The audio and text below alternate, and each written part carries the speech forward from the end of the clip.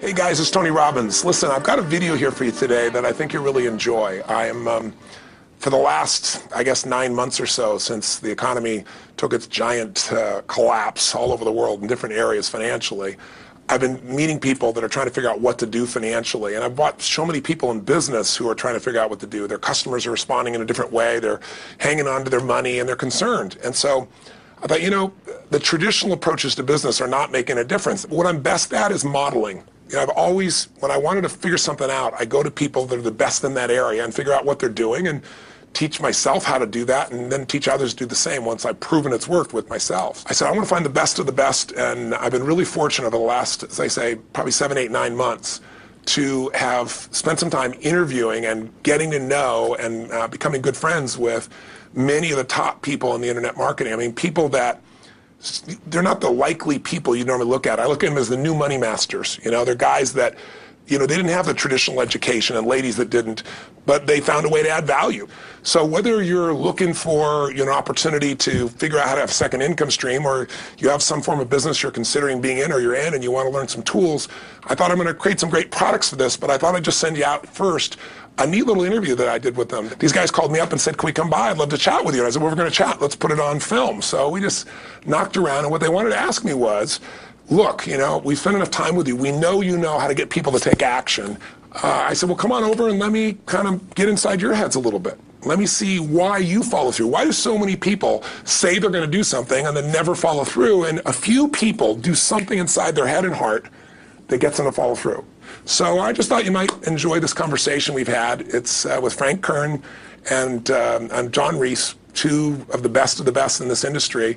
And you know, I think you'll find it interesting. Maybe you'll be triggered a little bit to think about what will get you to follow through too. So this is my little gift to you. I hope you enjoy. We got the dialing. Frank. Tony, what's up? Good thing, man. How about you? I'm good. Listen, we've got a serious issue that I think is affecting our market, and we need your help. We actually don't know if we can solve this problem, but we think that you can. So we want to barge in today. We're kind of riding around anyway. I know you're shooting and stuff, but if you got a couple minutes so we can pop by, that sure would be helpful. Okay, well, I'm honored if you help me. Come on over. I look forward to seeing you. Okay. See you, man. All right, man. Bye. Look forward to seeing you, John. Bye-bye. Yep. Bye. See ya.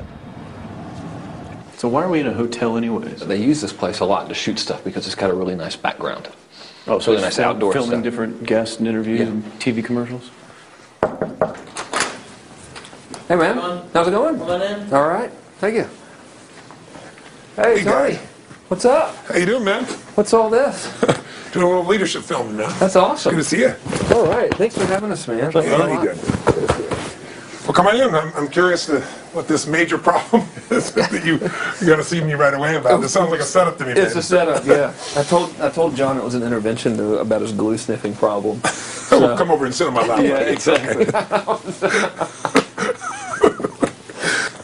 So we were doing some talking, and the big problem in our industry, we think, is a bit of a mystery. No one has the exact answer. We were actually talking about trying to figure it out, that, you know, so many people in our market get these courses that, you know, him and I both, for our own respective businesses, spend hours and hours of time, you know, recording these, you know, building these education products, these training products to show people how to grow a business or build a business. But there's this large segment of our customers in our market that we're in that really don't get results. They don't do anything, or they're just, you know, for whatever reason, it's not for them. It's just, you know, we were just talking about how great it would be if there were just, you know, so many more success stories, right? Like, If everyone who actually bought stuff, not necessarily just our stuff, but all of the stuff within our community, if the people who bought it, if everyone who bought it just actually used it, you know, and just followed the directions and followed through, how amazing that would be, like what we would accomplish as a community as a whole if that happened.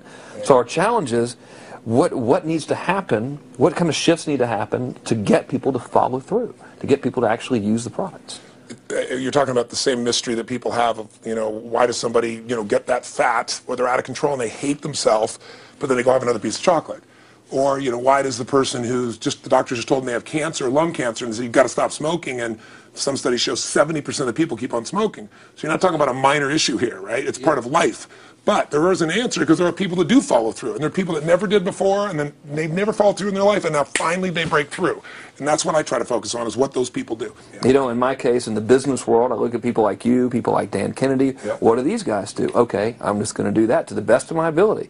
And sure, you know, it's like, well, oh no, I can't write copy as well as Dan Kennedy, or I don't have as much energy and drive as Tony Robbins. Well, but you didn't start, so like, what? You didn't start out as Frank Kern. You didn't start out who you are. You started out trying to make how much? Come on. $300. Yeah, a week. A week. $300 right? a week, yeah. And you failed at that in the beginning, didn't you? I failed pretty miserably, yes. But it was effortless to fail. I mean, it's just like natural, yeah. But truthfully, you went from $300 to, I remember you said your first time you believed, if I remember, was when you made like $2,500 in like 4 or 5 days when I was on vacation. While you were on vacation. That was when the true internet marketing dream was realized, you know, Right. because I sold a downloadable product and I wasn't even there. I didn't have to ship anything. I was like, oh my God, this was so great, you know. $2,500, and to me that was just a gazillion, you know, because my rent I think was like $400 or something. And when you've told me that story before, and you just did it again, and you get you big grin on your face, you get more excitement on your face than when you talk about doing 18, than when you talked about doing the 18 million, which I know you're proud as hell of, and you didn't get all the money, but you made 18 million bucks for somebody in 24 hours, right? Yeah. But look at your face. It's like nowhere near as excited as $2,500 in 5 days, baby. Thing, though. I mean, the $2,500 is just as, there's no difference. No, there's even more, because there was a moment when you recognized what was possible, but you didn't recognize it until you actually experienced it, but you only experienced it because you had to. Right. You had to keep going until you found it, just like you did. You had to keep going until you found it. And it's like the validation that the fear doesn't have to matter anymore, that you don't, there is no other, that, you know, not having the plan B and knowing that you're going down the one path towards what you want. Yeah. It's the validation in your brain that, hey, this works. It may not work yet on the level I want it to, but it works. I've just proven it to myself. Right. And for that, I win. It's game over. I've already won. Yeah. Because I've proven it to myself. Right. So it validates everything in my mind that I want to do now, just at a higher level, and doing more of it. That's it. Right. You just now leverage it. You now just stack it. So what do these people need to get started? Why aren't they starting? We all know the answer is fear. But the difference with you guys or me or anybody who's followed through is we're more afraid of what life would be like if we don't follow through than the person who's willing to settle for what they got and kind of hope it'll change and maybe purchase something for the moment and then not follow through on it.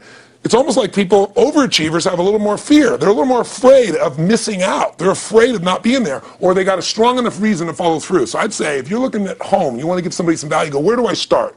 I'm sick of this. That's a damn good place.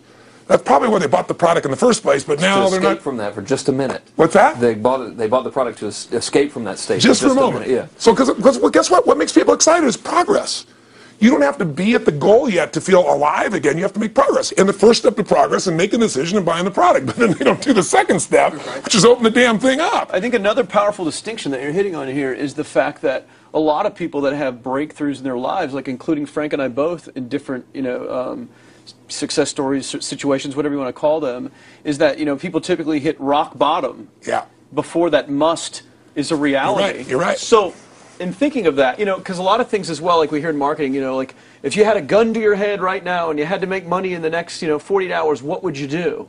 And that really resonates with people. But so I just wanted to bring this into the conversation, because I think a big part of the market of all these people aren't people that have their backs completely against the wall yet. That's right. Okay, so they're not in a must situation yet.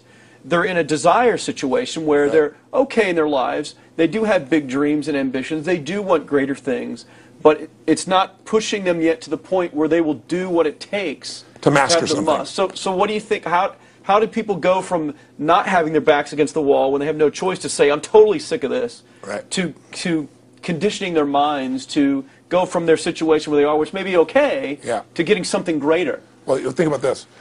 What pisses you off and what excites you is all relative.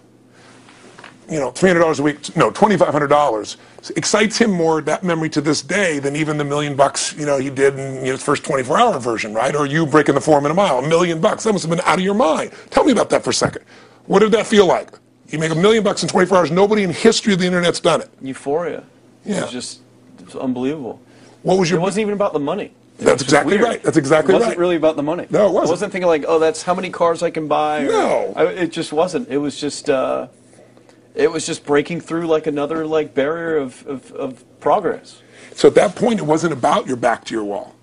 At that point, what it was really about... It was a further point for my fear, is what it really was. Further point for your fear, and for some people, and I think in some cases, it's also a recognition of who I am and what I'm capable of. So for somebody whose life is already great, this is about, what if I could take on another skill that could create more freedom for my life? And just saying, I'm not going to go out and try and do it all perfectly right now. What I'm going to do for the next 8 weeks, I'm going to create a little ritual. I'm going to do one thing a day to condition my mind, right, so that I get strong, so I follow through. I'm going to read something. I'm going to listen to something. I'm going to immerse myself. I'm going to go for an intense jog, or I'm going to go lift weights, but I'm going to do it consciously to get in a state where I'm going to follow through. That's number one, because people follow through when they're in state. Second, I'm going to get clear about why this is a must for me. It's not because my back's against the wall, but because I want to master an area of life that could create some freedom. I'm not going to master it overnight, but I got the system, I got the plan. I'm going to do one thing a day. I'm going to work on one subject a week. This week's going to be about figuring out what the right product or industry is. Next week's going to be basics of building traffic. And each week I'm going to make a little progress, and I'm going to get to a goal, whatever that is. I'm going to make $1,000, my $300 in a week. I'm going to get to my $2,500. That first $2,500 is the most excited. Unbelievable. The first $300. I remember it's the most life-changing too. It is the most life-changing. I remember I was supposed to be a truck driver, making $24,000 a year because I'd be making the most anybody in my family had ever made. How'd that work out for you? Yeah, real well. Thank God I'm not driving a truck, right? I think you could pull the truck. I figured out I could pull it with my finger, man. I could do it with my teeth. I could pull it with my teeth, right? 36 grand a year was the goal. If I could make 3 grand in a month. When I did that, was out of my mind. And then it was like, could I make 10 grand a month? Then it was 10 grand in a day, then 100 grand a day. Then could I make $1 million in a day? I had a day where I made $400 million in a day. The stock value of the company I took public, my personal stock. But it was probably after I did it, though, so it doesn't really count.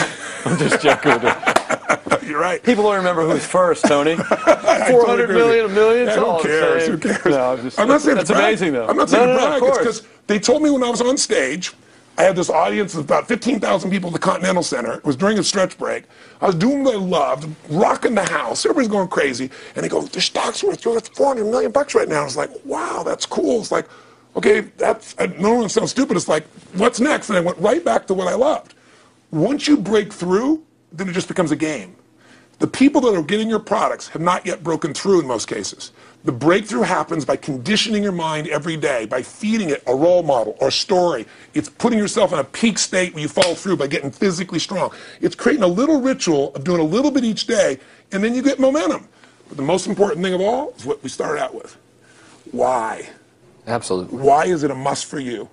It doesn't have to be you're against the wall, but it has to be something you're hungry for, because the only difference in people is hunger. And if you're not hungry, get around people that are hungry and something will hit you.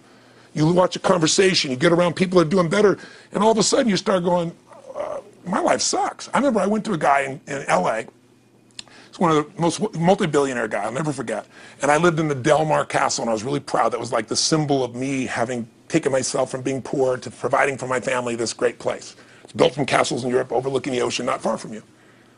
And I went to this guy's house, he's a billionaire, he took me down to his wine cellar, I don't even drink wine. Went through this whole thing. At the end of the night, I was depressed. I lived in the Del Mar tenement, as far as I was concerned. I really was. I was like, I live in a crappy place, and all my standards changed. All of a sudden, I wasn't willing to settle for living that. All of a sudden, my back was to the wall in a different way, because as a man, I knew I was capable of more. So people can change their standard by getting around where it's better. People can change their standard by getting associated with what's true, like the bills they got to solve, the problems they got to do it. Or they can do it because they're excited, because it's something new they want to take on. Everyone's different, but they got to find the why, and they got to come up with some daily rituals to get them going, and just do a step at a time. That's where you get momentum. Awesome. That is awesome. So, think about what's the holy grail between somebody taking action or not. It's one word: certainty. When somebody is absolutely certain, the common word is believe, right? But, you can believe at a general level, or you can believe with certain. When you're absolutely certain that if I do this, it's going to get that result, and that result's going to change my life, you'll do it. When you think it absolutely is not going to work, you're never going to do it.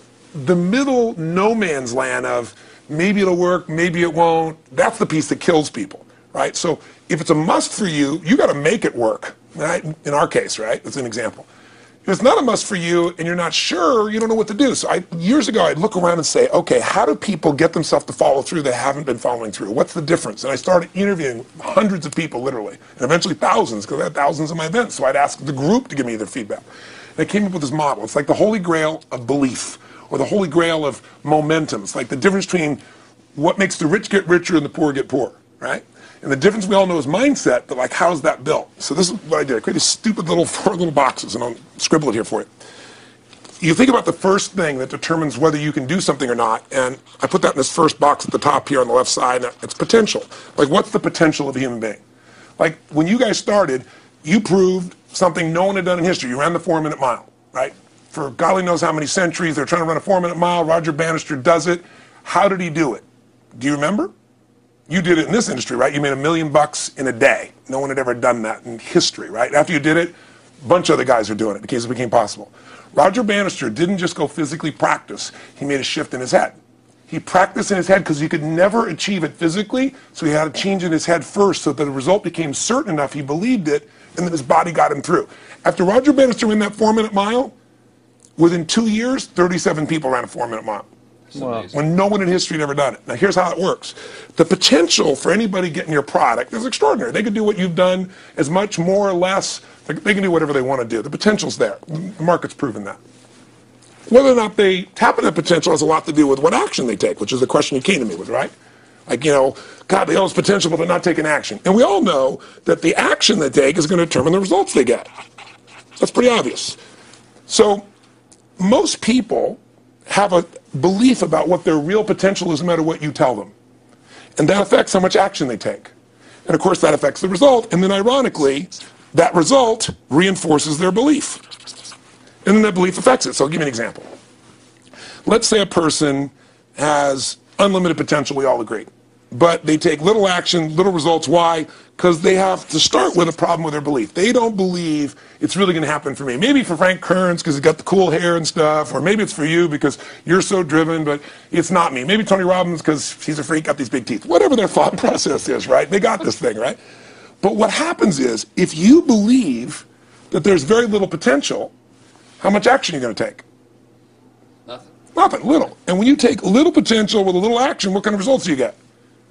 Lousy little results. And when you get little results, what does that do to your belief? You go, see, I told you this was a waste of time, told you this wouldn't work. And then what happens? You tap even less potential. You take even less action. You get even worse results, and your belief gets even weaker. And this sucker feeds on itself until you are in a downward spiral. It's poisonous. It's poisonous and it's self-fulfilling. Now, what if something could happen that could come along and fill you with a sense of absolute certainty? Not like I believe, but mean where you know. In you guys' case, mine as well, we knew because we had to. Because we burned the boats. There was no other option. We had to find a way. We weren't going to live that way. We all did it in different ways and for different reasons, but in essence, that was it. If you get yourself in a state of certainty that this is going to work, I'm going to find the way, and if this doesn't work, I will make the way, then you tap a lot more potential. And when you're certain in your potential, you take massive action. And when you take massive action, you really believe in something, you get great results. When you get great results, your brain goes, see, I told you I was a stud. I told you this thing would work out. Now you're even stronger. You tap more potential, take greater action, greater results. That's how you went from $300 in a week to $2,500 in 5 days to $100,000 in a month to $1 million in a day. Same thing with you. And we get momentum. That's why the rich get richer and the poor get poorer. Now some people go out and they go, well, I'm going to take a bunch of action, all right? I'm going to open this product. I'm going to try it. And they'll say to you, I even did it. But it's like a salesman who goes and knocks on the door, and he knocks on 100 doors and says, you don't want one of these, do you? yeah, exactly right. You know? And even if he doesn't say it verbally, his face says it because he doesn't believe it's going to work. So his voice, his body, the execution is so weak. Maybe if he talks to 100 people, somebody's going to buy out of pity. They don't want his kids to starve, right? But he's not going to get the result. So the core difference in people is how do you produce certainty when the world isn't giving it to you? You go out and you try and you try. In your case, you're $100,000 in debt and nothing's working. How do you keep yourself going? The way you did it, the way I did it, the way you're doing it, we may not have done it consciously, is we didn't change our potential. That was there.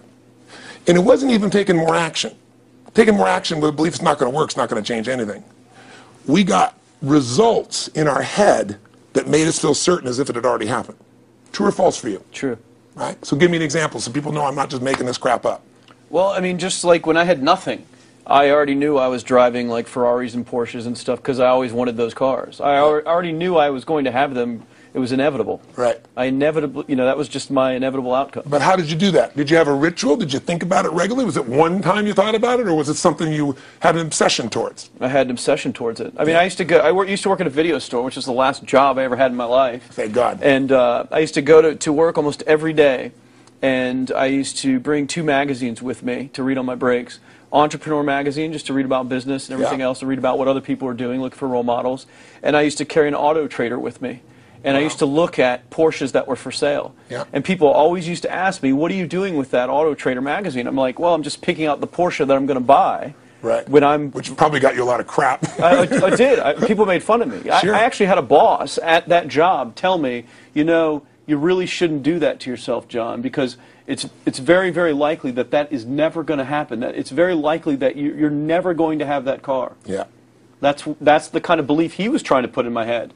And I was like, no, you don't realize that it's inevitable that I will drive here sometime in the near future with that car when I'm not working for you and drop movies off for you to put back on the shelf. And that actually happened. And it was one of the most fulfilling days of my entire life. And the great thing was when I pulled up in this car, I was in my mid-20s. Yeah. A car that most mid-20s. What kind of car was it? It was a Porsche 911 Turbo. It was a convertible and everything. Just a beautiful car. It was one I always dreamed of having. But, you know, for a few years I always circled the ads of which ones I was going to buy. Well, when I finally got it and I pulled up at the store, you know, I had all these people, some people that were still working at this $7 an hour job were there years after I left. And I'll never forget this, even the boss and stuff, and the reaction of the people was like, wow, that is awesome. Yeah. Is that your dad's car? And all I said to them was, not exactly. Good for you. And I just smiled and just left. But it was, you know, it's the weirdest thing, but I just knew it was going to happen. But you knew it because I conditioned myself to you did it over and over again. Yeah. When I was in high school, I was not a popular kid, but I was passionate and intense, and I'll never forget. Some people, some particular girls gave me some crap, and a guy too. And I wrote in their journals or their, you know, their annual yearbook at the end, I wrote, you know, someday, I said, you treated me like hell. Someday I'll be rich and famous, and you'll be an effing truck driver. And you'll be sitting there, I'll be with with this beautiful woman of my life, rich, and you'll be watching me on television thinking, you wish you would have treated me better. I actually wrote this shit in people's annuals because I went to a 10-year high school reunion when the people showed me this stuff, great. Right? But it's like, I burned the bridges, baby. I was like, this is how it's going to be. So I'll give you a perfect example of this. You know, they did studies, many have been done at this element, where they want to say, how much does the mind affect performance? So take basketball. I've worked with a lot of NBA players and turned them around, and one of the problems many of them have is they'll choke on the free throw line.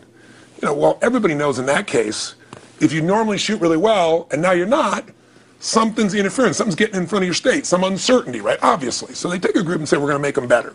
How do you make somebody better who's got this mental block? So they take a group of guys and they're going to do free throws, and they do one group where they just practice for 6 weeks. Totally intense practice, and I forget the number of free throws, but they got to do this many free throws every day. Take a second group, and they have them not practice at all. Obvious. And they take a third group and they don't let them touch a basketball.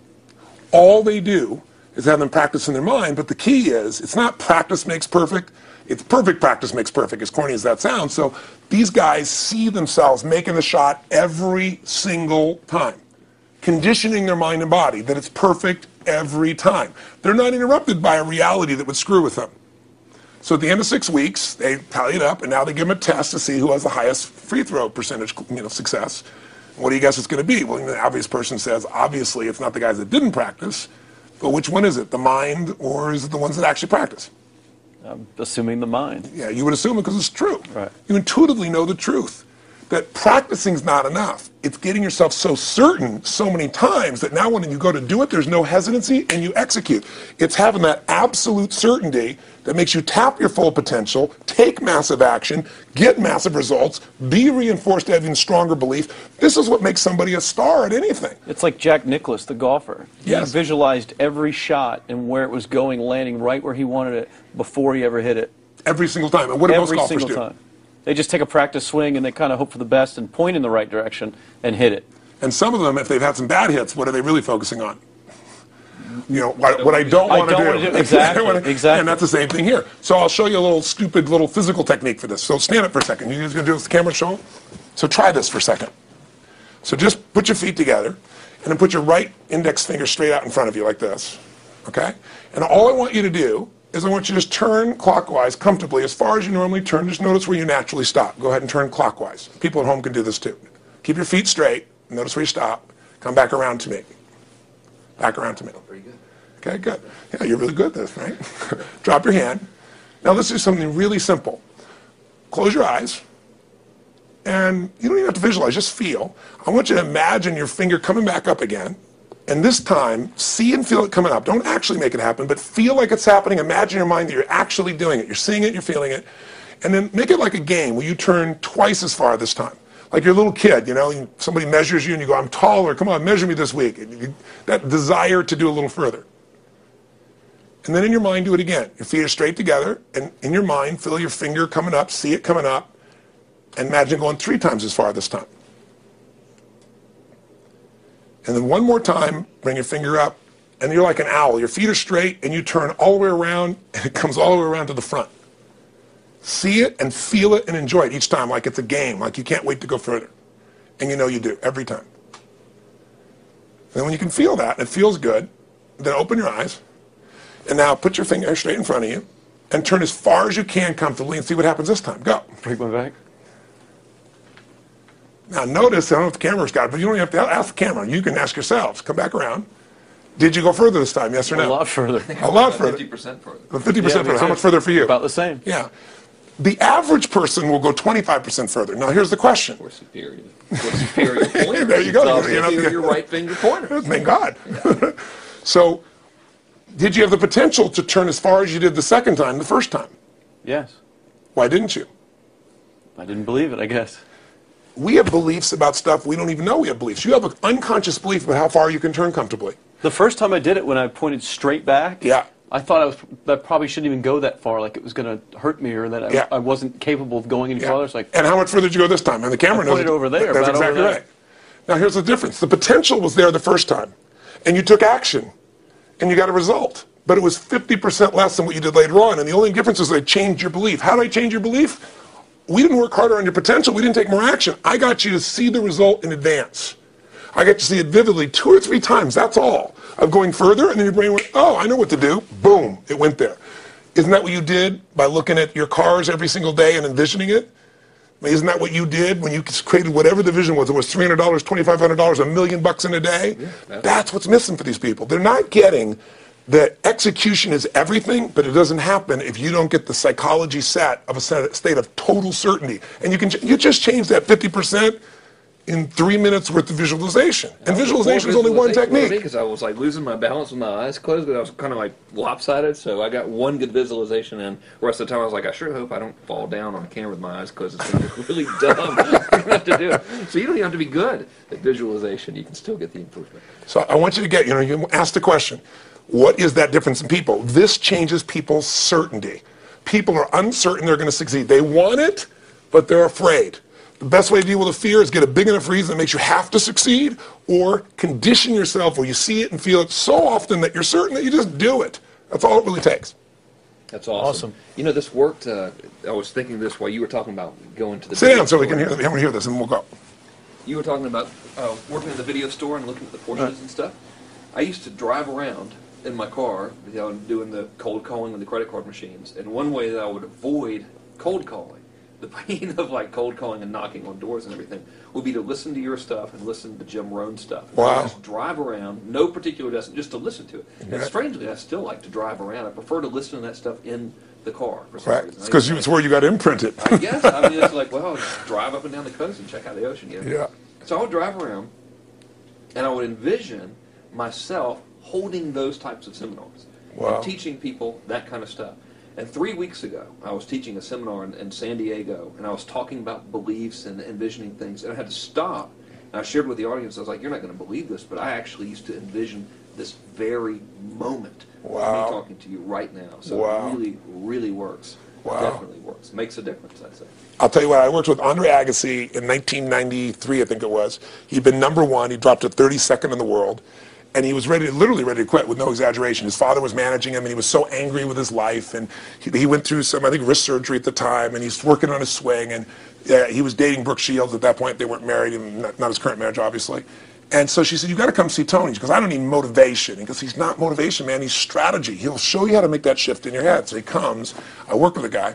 In the beginning, he's saying, do your magic stuff. Like, oh, yeah, great, thank you. And I said, tell me. If you hit a tennis ball perfectly. And I'm trying to get him in the zone to remember that time, like you visioned, where he was perfect at it. He goes, of course I have. And I get him vision over and over again.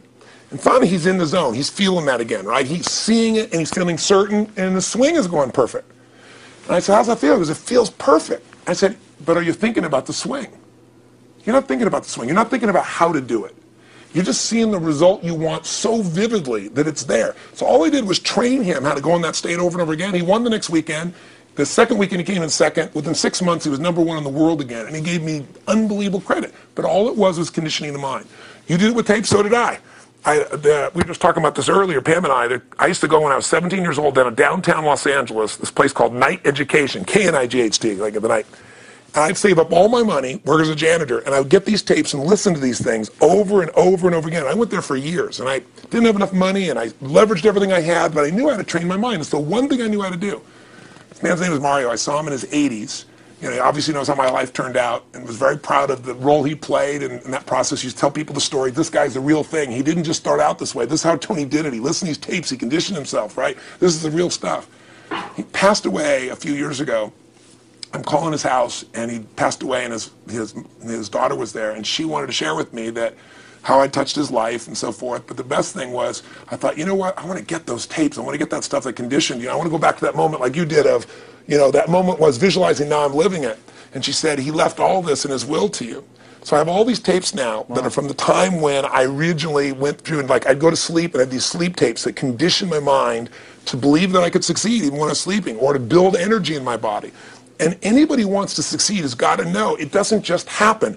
You can buy a product, but you also, with that product, have got to condition yourself. You got to make it a must, and you got to get a ritual. And if you do it, whatever you used to dream about you thought was so huge, you'll just live it. You'll live it like you lived this yesterday, like we're all living the life that we envision. Because we had to, and because we played this game with our head. We got the belief to be real by seeing it enough times and feel it enough times till our brain believed it, and then it made it happen. Which raised the potential, which made us take more action, which got us better results, which raised our beliefs again. That's right. And then that's why the rich get richer and the poor get poorer. So instead of bitching about it, change it.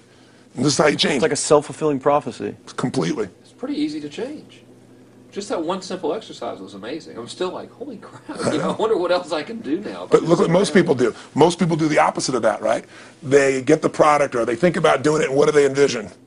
It not working. That's right. The excuses. So they vision it not working. As soon as they envision it not working, they feel uncertain. As soon as they feel uncertain, how much potential they tap? Little, if anything. And so they send back your product, and they listen to the damn thing. And guess what? What does that do, by the way? They make that as another lousy result in their life. I didn't even follow through on that, and they believe even less. This process is the Holy Grail. It's where the whole game changes, and anybody can do it, and they can do it in a few minutes. And if they do it a few minutes each day, then they get a different life. They do it a few minutes one time, their life changes for the day. We're defined by our rituals.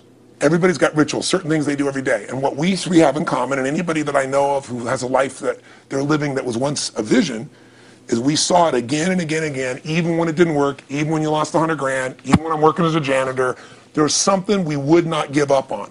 And if somebody watching wants to change their life, they got to decide what they won't give up on, and then put themselves in the state of momentum by a couple little rituals. That's all it takes. And I think especially when it comes to anything related to making money, like making money products or promises or courses, people are so inundated with scams and all this garbage, true garbage, that their natural thinking is that they're so skeptical. It's like they fall into the conditioning of, well, if anything's ever going to work, that thing has to prove it to me before I believe anything.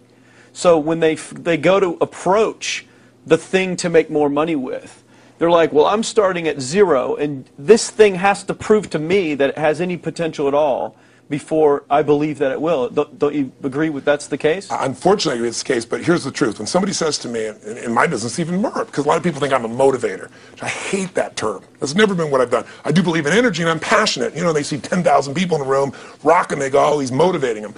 I believe in peak state. You get a top athlete, you get in a concert, and you get in state, right? The problem is, to defend themselves so they won't be disappointed again, they lower their expectations. So someone will say to me, well, I'm skeptical or I'm pessimistic. And my response to them is, no, man, you're gutless. It takes no guts to be skeptical. You don't have to have any capacity to be a critic. And now with the web, you don't even have to own that you're the one being the critic. You can burn somebody and, anonymously, right? I said, you know what? It takes guts to believe. And if you think something's going to do it for you without you putting your guts on the line, you might as well forget it right now. So this idea that I'm skeptical or they got to prove it to me, it's the biggest lie. What that really is your fear talking. You're so scared of failing, you don't even want to get your hopes up. And if you don't get your hopes up, you might say, well, what if they get their hopes up and somebody gets disappointed? How many disappointments have we experienced in our business careers and in our lives? The difference is some people take disappointment and let it destroy them. Other people take disappointment and let it drive them. And you get to choose. Are you going to turn this thing into why it didn't work and a bunch of stories and excuses? Or are you going to take this thing that didn't work and figure out what are you going to do to make it work? And it may not happen the first time, the second time, the third time, but the people that are relentless find the way. And it's the common denominator in all these guys that are kind of our friends or family, money masters, the new money masters is they all did it with will. Nobody here inherited this stuff. Everybody figured it out. And keep figuring it out. And it's going to keep changing. And you say, you know what, 1% of 99% of the money being made is being made by 1% of the people because only 1% of the people will condition their mind and condition their body and follow through some daily rituals. The rest will tell a story about why it didn't work, how it wasn't their fault. And you got two things in life. You got results or you got a story, And too many people think that that 1% is somehow entitled to it and they're not. Which is, it's just all in the head. It's all in their belief. It's all in the head, which can be changed with some conditioning. Basic conditioning. You just proved it to us. That's fun. That's why I made Get the Edge and Personal Powers, because I understood that from the very beginning. Originally it was 30 days, and years later people would say, I've heard all the great results and everything else, man, but I don't have 30 days, and I'd be behind the glass, focus group, watching these people want to shake them, like, you don't have 30 days to change your life, I thought, okay, I'll make it 7 days. Just one, because after 7 days, you get momentum. I mean, think about it. When do people's lives change? In a moment. It doesn't change in 10 years. Your life may have sucked for 10 years, but there's one moment when your whole life changed, the moment you decided. When you said, no more, and I'm doing it, and you kicked yourself in the ass, and you made yourself go do something, right? When you finally said, enough, no more, I quit, or let's begin, or I love you, there's a moment when somebody's life changes. And that can be gotten in a couple of days. So people watching don't have to wait until they've mastered everything. They got to get started and do what's next, and just put themselves in a state where they start making some progress. Well, there it is. I think that's the answer that can help solve that problem with a lot of people. They'll just pay attention to it. And do it. The bottom line is, all three of us and some of the people that we consider as family that are part of this process, we've all done well, and we don't need to do this stuff. We're able to do this stuff because underneath it all, people can see in your eyes, Frank, when you talk about $2,500 you made that day, and the joy, right? Or you talking about not willing to settle, and just, I don't care what they say, they tell me I'm going to sit here and I should lower my expectations. I'm going to be driving my car in here and they're going to be delivering a video to me. There's something inside of every human being that will make it click, that'll make it so that today is not like yesterday and tomorrow will be different forever. And that process is an emotional hook. And what I hope is people watching this stuff, maybe something in here will piss them off enough or remind them of something or say there is a plan and it isn't just luck. And if I just get my big enough why and I get a little system for conditioning myself, and if I start to feel overwhelmed, I just do one next step. And I keep learning and keep moving forward, I will get there. And if we accomplish that out of this conversation, then this conversation was kick-ass and fun, not just for us, but it'll be something that we'll be really proud of a long time. Whether that happens or not really has nothing to do with us, but whether or not people take it in as real and do something with it. I hope they will. I think a lot of people will. I think they will. Thanks a lot. I think it was awesome. Thank you. That's been a blast. Appreciate it. Your shoot here. Yeah, go back to the next one. Yeah. Thanks, guys. Thanks. Yeah. Thank you. Appreciate it.